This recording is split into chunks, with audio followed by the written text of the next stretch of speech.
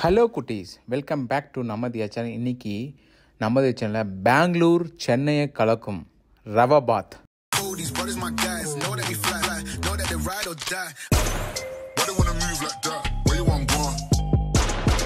இந்த ரவா பாத் பார்த்தீங்கன்னா ரொம்ப டேஸ்ட்டாக இருக்கும். இதுக்கு தேவையான சிம்பிளான இன்க்ரீடியன்ஸ் என்ன தெரியுமா?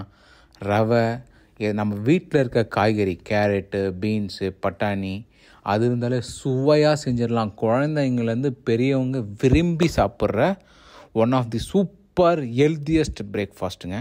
இதுக்கு செய்யறதுக்கு நம்ம வீட்டில் இருக்க ஐட்டமே டக்குன்னு எடுத்து போட்டோமா கலந்தோமா செஞ்சோம்னா அப்படியே பாருங்களேன். நாங்கள் என்னென்னலாம் போகிறோம். எண்ணெய் போட்டாச்சு, அப்புறம் கடலைப்பருப்பு, முந்திரி, ஏன்னா குழந்தைங்க சாப்பிடுவாங்க. காரத்துக்கு காஞ்ச மிளகா, அதுக்கப்புறம் பொடியாக இல்லைனா கொஞ்சம் பெருசாக கட் பண்ணி வச்சுருந்த பெரிய வெங்காயம் போட்டு அப்படியே கொஞ்சம் நேரம் வதக்கோன்னே அந்த வெங்காயம்லாம் கொஞ்சம் லைட்டாக ப்ரௌனிஷாக கோல்டன் கலர் சொல்லுவாங்க பார்த்தீங்களா, கண்ணாடி பதம், அந்த மாதிரி கோல்டன் கலரில் வந்த பிறகு நல்லா கொஞ்சம் ரொம்ப தீய விட்டுறாதீங்க, தீஞ்சிச்சுன்னா வாயிலே வைக்க முடியாது. அதுக்கப்புறம் வெஜிடபிள்ஸ், பீன்ஸு, கேரட்டு, பட்டாணி, நம்ம வீட்டில் எது இந்த வெஜிடபிள்ஸ் இருக்கோ நம்மளுக்கு ரொம்ப பிடிச்ச வெஜிடபிள்ஸ் போட்டிங்கன்னா இன்னும் சுவையாக இருக்கும்.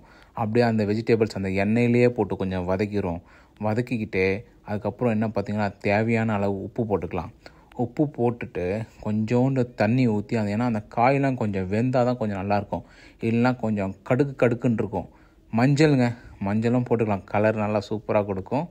தக்காளி, ஏன்னா கிச்சடி ஸ்டைல் ரவா பாத்து, தக்காளி ஒரே ஒரு தக்காளி தான், நிறைய தக்காளிலாம் தேவையில்லை, ஏன்னா ரொம்ப புளிப்பாயிரும். ஒரே ஒரு தக்காளி போட்டு இஞ்சி பூண்டு பேஸ்ட் எங்கள் வீட்டில் இருந்துச்சுன்னா ஆட் பண்ணுங்கள்.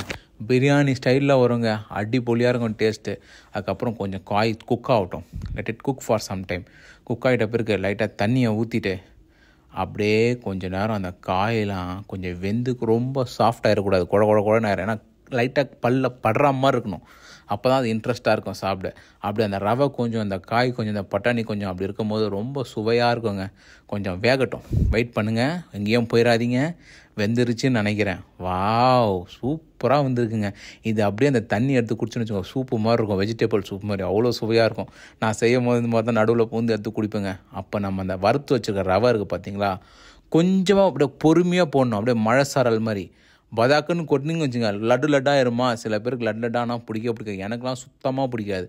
என் தங்க மனைவி அழகாக சும்மா அப்படியே மழை சாரல் மாதிரி தூவி விட்டு அப்படியே கலருவாங்க பாருங்கள், அப்படியே தெளிவாக வருங்க, சூப்பராக இருக்கும் பார்க்கவே. பாருங்களேன், கொஞ்சம் இது அப்படியே தெளிவாக வருமா, கொஞ்சம் நேரம் மூடி வச்சுட்டு வேக வந்துட்டு அந்த தண்ணிலாம் அப்சர்வ் ஆகிட்ட பிறகு ரவா கிச்சடி அடிப்பொலி, சூப்பராக இருக்குது பாருங்களேன்.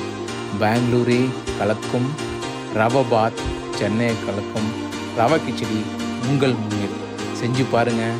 அட்டகாசமாக இருக்குங்க, பயங்கரமாக இருக்குங்க, டெய்லியும் கேட்பீங்க, அப்படி இருக்குங்க, செமையாக இருக்குல்ல.